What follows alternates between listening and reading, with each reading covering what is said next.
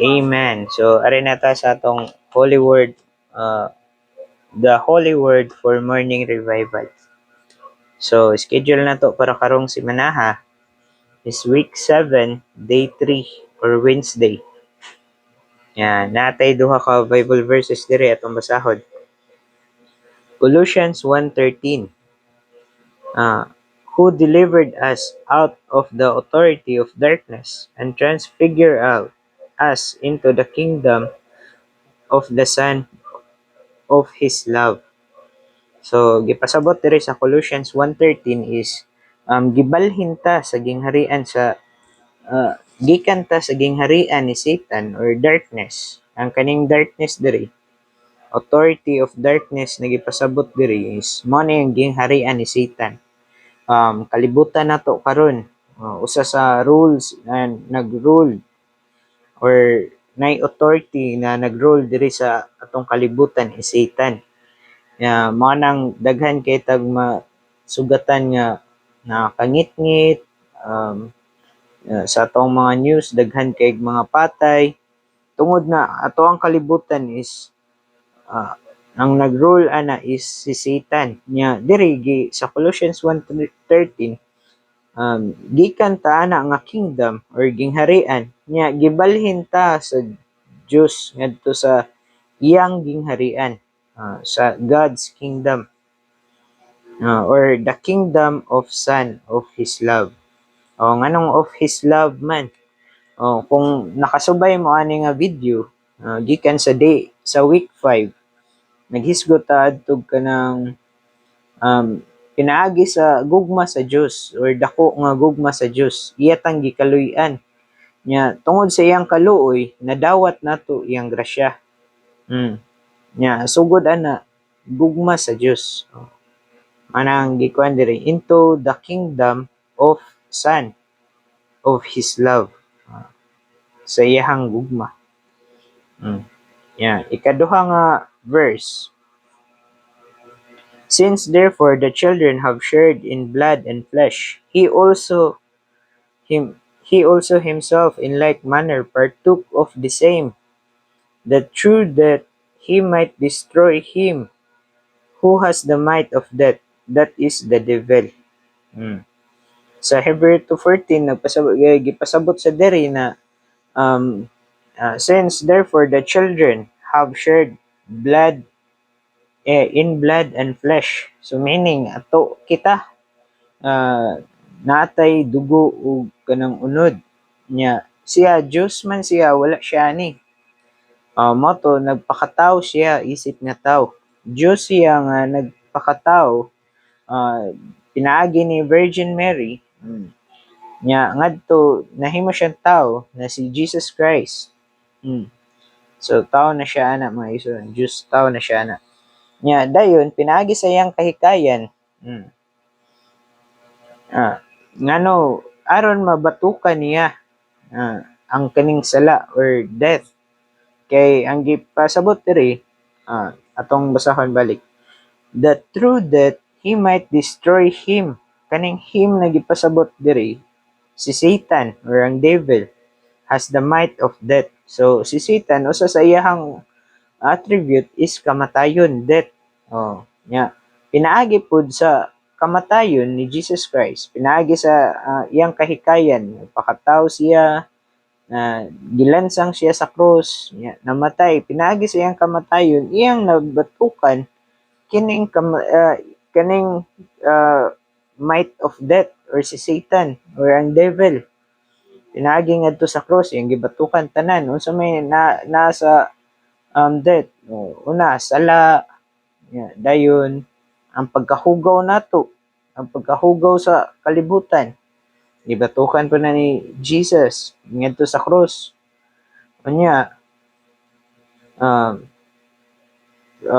Kay usa sa iyahang attributes is kamatayon man. Mao sa nay gibuhat sa Ginoo, nagpakatao siya aron mabatukan pud niyang kamatayon. Sa lain pa na verse is giingon nadto bisan ang kamatayon dili makapugong niya. Ano siya?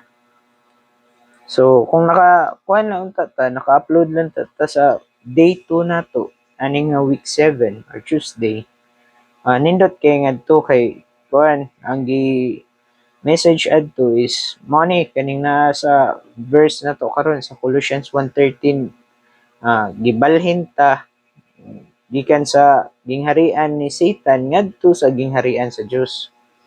Nya mao ni siya continuation ato nga kuan.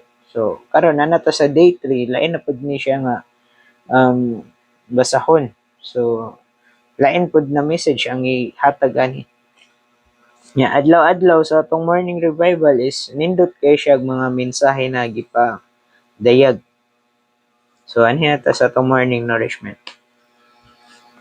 The authority of darkness denotes the authority of Satan. Hmm. God is light and Satan is darkness. God has delivered us out of Satan's authority of darkness into God's marvelous light. So, gipasabot rin na opposite jud kayo ang Diyos kahayag or siya mismo light niya, si Satan darkness kangitngit niya, sana kamatayon. God is light, kinabuhi usa sa kanang kuan ana sa attribute sa Dios, kahayag, kinabuhi. Satan darkness, darkness puro na siya kamatayon ang nadiha. Nya ba adto ta gikuha ta sa Dios ngadto sa kangitngit, gidala ta ngadto sa kahayag. Ano siya gipasabatan niya message. So darkness is Satan as death, but light is God's life. Hmm. To be delivered out of the authority of darkness is to be delivered from the devil, who has the might of death. We have been delivered from the devil, Satan, by the death of Christ and by the life of Christ and resurrection. Hindi pasabot diri pinaagi sa kanang pagkabanhaw ni Jesus, or una pinaagi sa iyang kamatayon ug pagkabanhaw na diha sa iyang kinabuhi, nahimo siyang espiritong taghatag og kinabuhi nya. Tungod ana, nausa ta ngadto sa Dios, pinaagi sa kinabuhi sa Dios nya, mao nay nagdala nato ngadto sa gingharian sa Dios. Amen. So arit as today's reading nato mga igsoon. We have not only how we have not only been delivered out of the authority of darkness, but also transferred into the kingdom of the Son of God's love. The kingdom of the Son is the authority of Christ. So, kay kuan man siya, gingharian, kingdom. Nya, kaning kingdom is na dyan ni nag-rule. Nya, ang nag-rule ani, mao ang anak, si Christ. Nya, pinaagi sa iyang kinabuhi. Nausa ta diha ngadto sa kingdom. So, usa sa paagi ani is kinahanglan jud ta magpasakop sa nag-rule ani or sa iyang ruling. Mao ni si Christ himself. So, according to the New Testament, the Son of God is expression of the divine life and its embodiment. This means that the kingdom of the Son is realm of life. The fact that the kingdom into which we have been transferred is the kingdom of the Son of God's love indicates that this realm of life is in love, not in fear. So, kining gingharian or kaning kuan gikan ni siya sa kanang sana mao ni ang gingharian sa Dios nga naay kinabuhi or gikan sa pagkabanhaw sa Dios nya. Kining kinabuhi or gingharian nga asa ta nasakop is nadiha ang gugma, dili kahadlok. So kung makita nato karon, ang kalibutan nato puno jud siya sa kahadlok. Kay usa ni sa authority or sa nagrule is si Satan man. Pinaagi sa iyang ruling na si Satan, usa sa iyang attribute is kamatayon, kahadlok, kangit-ngit. Nya sa gingharian sa Dios is mana kinabuhi, kahayag ug gugma. So opposite jud kayo sila mga igsoon. Hmm.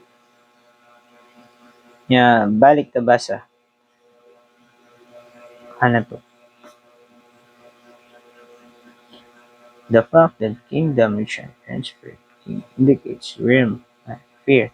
The kingdom in which we find ourselves today is a realm of full of life, light, and love. So, mo ni ang gingharian sa Dios maigsoon or gingharian sa anak. Puno siya sa kinabuhi, kahayag ug gugma. Mao na to akong gingon ganiya. So, basa ta balik. The Son of the Father is the expression of the Father as the source of life. Mm. Ang pasabot ani na anak sa amahan. So meaning ang ma-express jud nimo silbi ako ma-express nako ang kinabuhi sa akong amahan. Nya kani gipasabot diri ang na-express ani is kanang ang amahan, ang Dios amahan nya gipadala niya yang anak. Ang gi-express sa kinabuhi nya naa sa anak gikan na siya sa amahan, Diyos amahan, the source or the original source of life. Mao na siya tinubdan sa kinabuhi. Nya pinaagi sa anak, ang anak mura siya embodiment or kanang gidala niya ang kinabuhi sa Dios diri sa kalibutan or gidala niya ang kinabuhi sa amahan. Nya iyang gi-express ang iyang gi-express is ang kinabuhi sa amahan mao ang kanang originate or source sa kinabuhi nga iyang gidala. So balik ta basa. The Father as the source of life is expressed in the Son. Mao na to. The Son of the Father's love is object of the Father's love to be embodiment of life to us in the divine love with the authority of resurrection. So pinaagi sa pagkabanhaw sa Dios ang nahatag na kinabuhi or nadawat nato kinabuhi na siya man ang kuan kanang pinaagi siyang resurrection nahimo man siyang espiritong taghatag og kinabuhi niya diha sa kinabuhi nga nadawat nato is mao na ang kinabuhi nga gikan sa amahan niya mao na tagsa-tagsa natong naambitan niya kanang kinabuhi is eternal. Mm. Eternal life. Motto nato verse na kuan na John 3:16. Ano ato? For God so loved the world that he gave his only begotten son that everyone who believes into him would not perish but would have eternal life. Hmm. Sa tanang motuo sa anak dili mamatay o perish nga makabaton sila og kinabuhing dayon. So grabe ang kanang kinabuhi or atong nadawat pinaagi sa pag-anak pag-usab or pinaagi sa Dios anak. Hmm. Yeah, the Son as the embodiment of the divine life is the object of the Father's love. The divine life embodied in the Son is given to us in the divine love. Sa Diyos nung gugma. Therefore, the object of the divine love becomes us, the embodiment of life in the divine love with the authority in resurrection. This is the kingdom of the Son of His love. Mm. To be transferred into the kingdom of the Son of the Father's love is to be transferred into the Son who is life to us. The Son in resurrection is now life-giving spirit. He rules us in his resurrection with life and with love. Resurrection life with love. So, pinaagi sa pagkabanhaw sa Diyos, kay nahimo naman siyang espiritong taghatag og kinabuhi. Mao na nasuwat sa 1 Corinthians 15:45. Nya tungod ana kaning kingdom giunsa niya pag-rule ang kingdom or pag-ruled ang kingdom sa kaning gibasa nato na kingdom sa anak. Mm. Nakarule siya pinaagi sa kanang pagdawat nato sa iyahang kinabuhi. Kay espiritong taghatag og kinabuhi naman siya. Nya. Usa sa kanang makuan ka, masakop ka sa gingharian is magpasakop ra jud ka sa usa nga nagrule ani. Oh.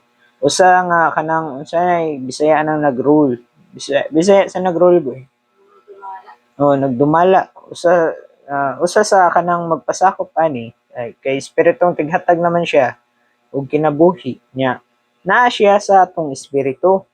Nya paagi ani is kanang maminaw ra ta sa iyahang speaking or iyahang pagdumala diri sa atoa.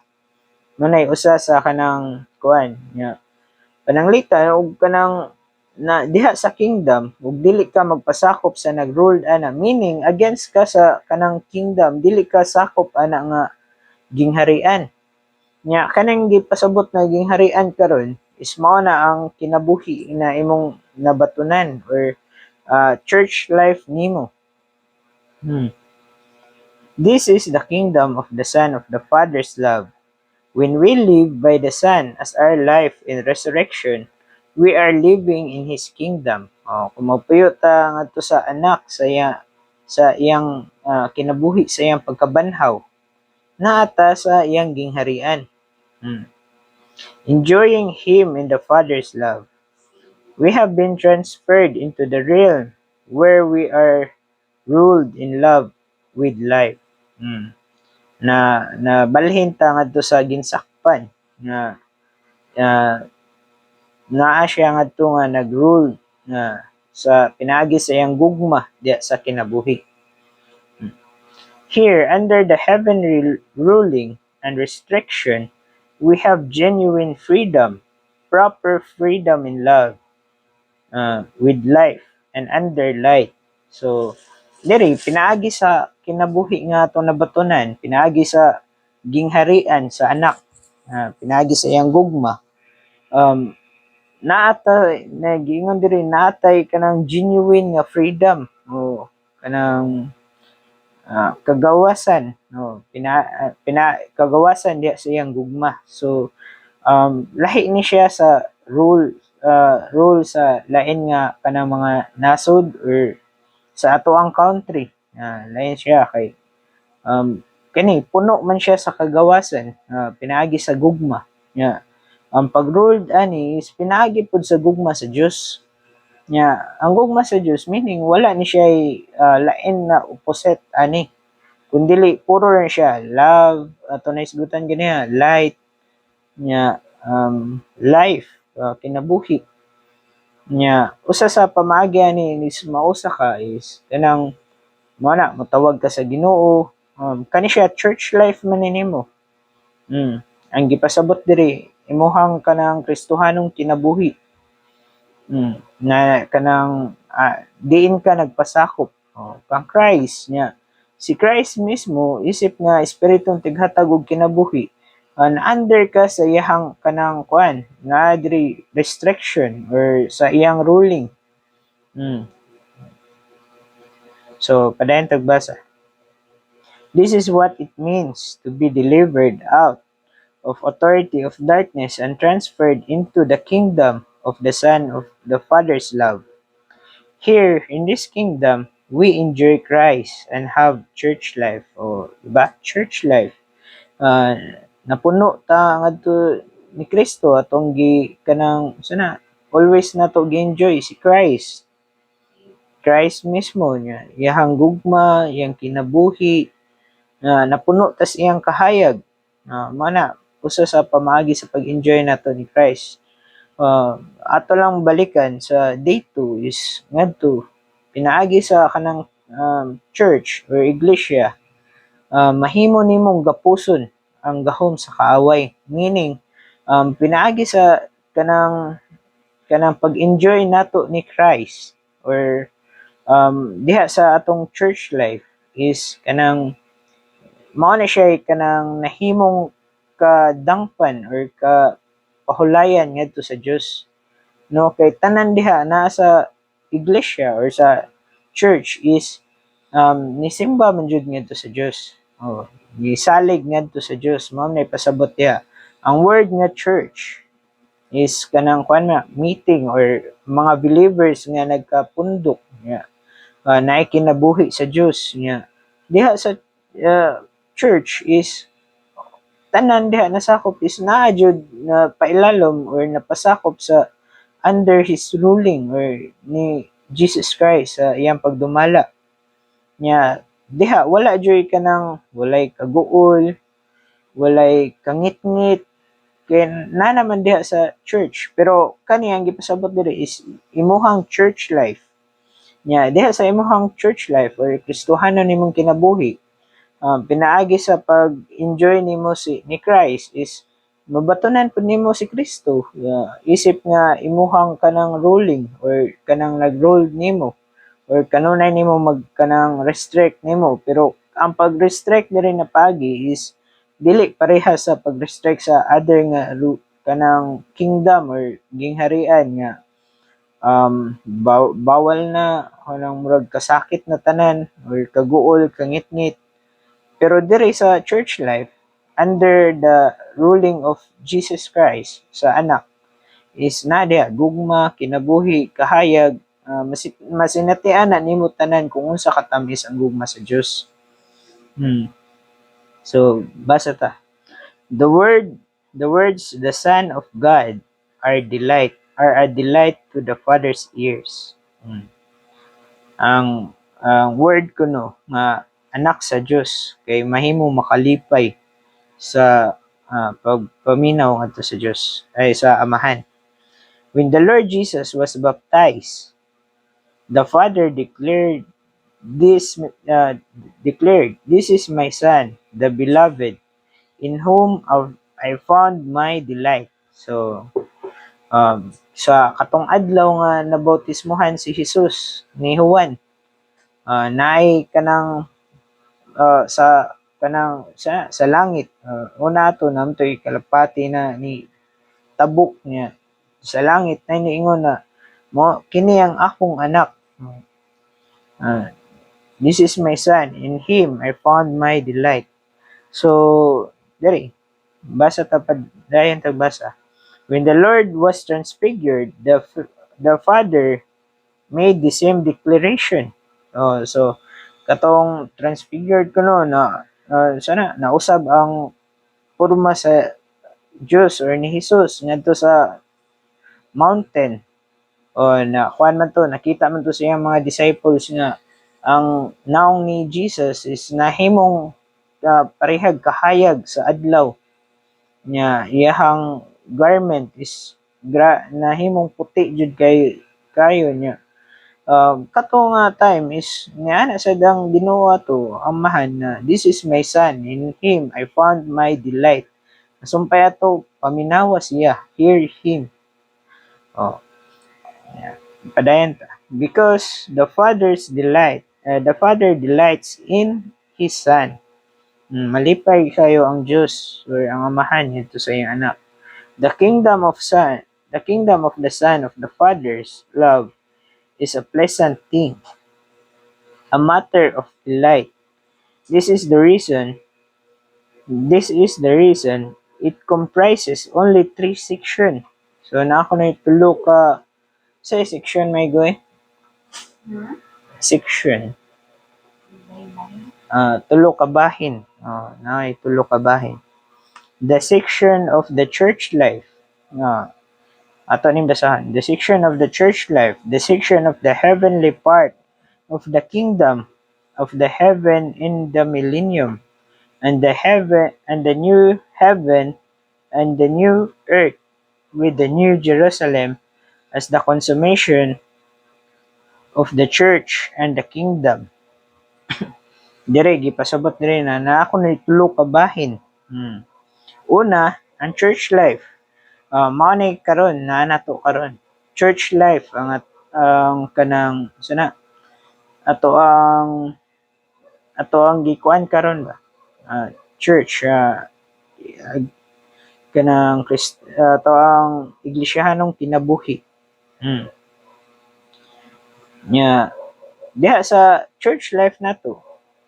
Nana diha tanan, nana diha ang gugma sa Dios, kinabuhi sa Dios, kahayag sa Dios.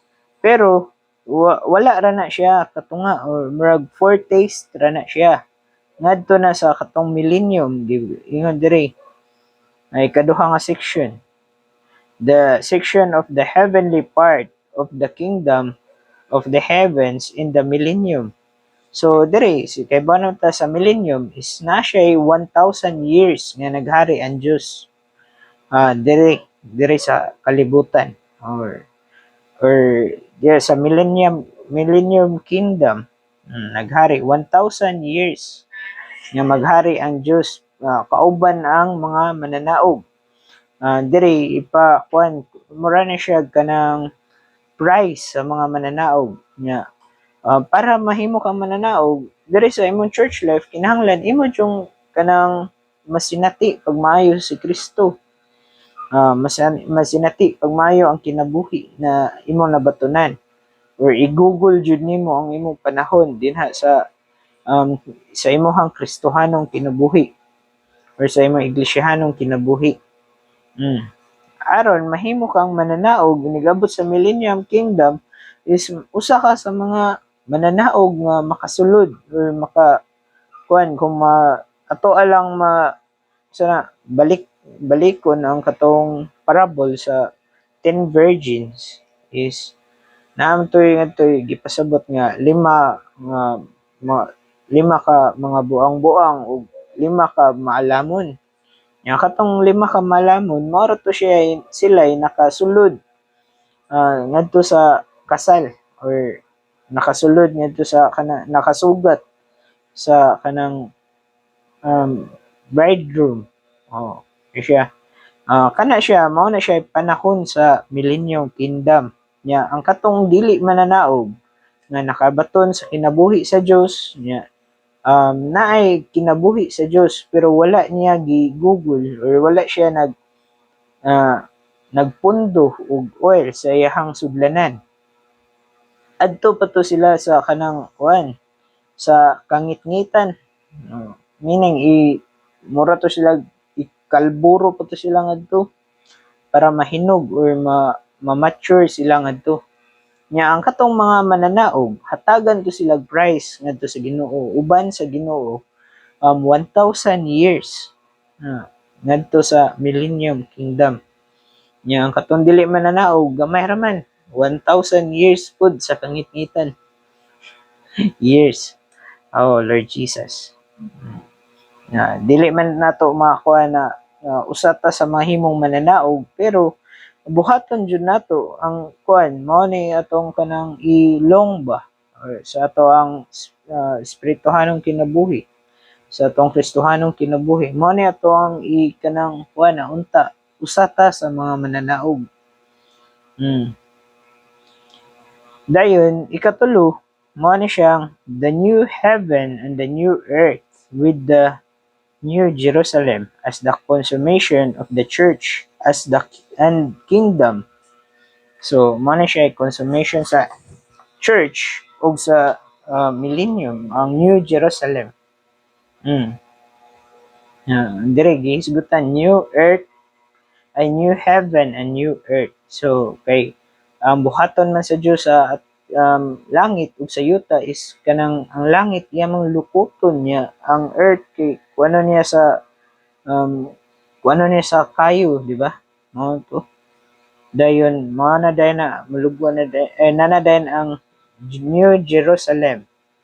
Mao ni siya consummation sa kanang imuhang church life ug sa Millennium Kingdom. Kumana ni. So, ara na tanan ng katong mga gipang kalburo nga to sa kangitngitan, gnashing of teeth, ito, mahinog na to sila niya. Dayon, adto na punto sila sa New Jerusalem makasulod. So, mana, gikan sa, ang katong naa na sa Millennium Kingdom nga naghari, itong mga mananaog, uban na naghari sa Dios is mausa na tong adto sila og katong naa sa kangitngitan nga mga magtotoo ngadto sa New Jerusalem. So manay gipasabot nila. In each of these three sections, the kingdom of the Son of God's love is a matter of delight. Hmm. The Father, by His mercy and grace, has transferred us out of the darkness of Satan into this pleasant part of the kingdom. So, arera taman mga igsoon.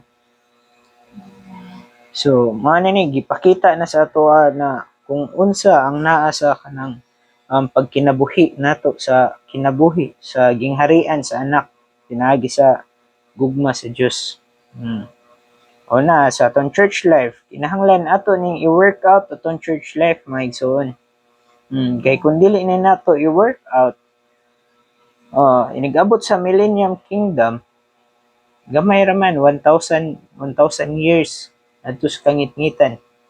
Nya kung dili pud ni nato pahimuslan ang kinabuhi nga ato nadawat gikan sa Dios. Kaning gitawag og eternal life. Dili ni nato patubuon, meaning daghan jud tang mga himong kasinatian nga kanang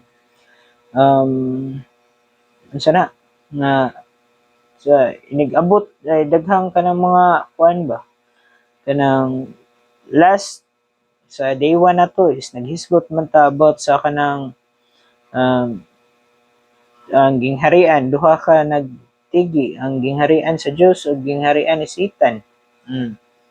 Nya dayon sa day 2 gihisgotan pag ngadto na ang iglesia mismo may makagapos sa gahom sa kaaway. Nya kung dili ni nato i-work out or kanang isinati or patubuon ang kinabuhi nga atong nadawat is inigabot sa time nga maabot ang kanang maghari ang Dios. Inigabot sa time sa Millennium Kingdom, di jud ta makaapil ani mga igsoon. Adto jud ta ang adto sa kangitngitan. Nya pero ang kuan ani, conclusion ani, ang New Jerusalem mag-abot ra gyapon tanan adto. Amen. So praise the Lord mga igsoon.